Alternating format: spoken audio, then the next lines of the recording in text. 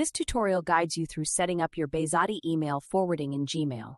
You will learn how to create a rule that automatically forwards your transaction emails to your dedicated Bayzati inbox. Click here to access the Gmail settings menu. Click See All Settings to open the full settings panel. Click Forwarding and pop IMAP to manage your email forwarding options.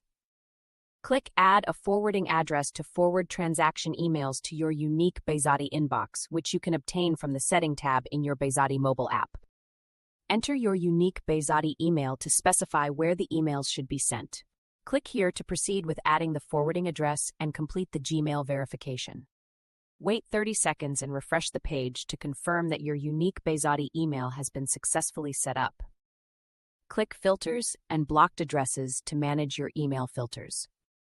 Click Create a new filter to create a custom email forwarding filter to automatically forward your transaction emails to your unique Bayzati inbox.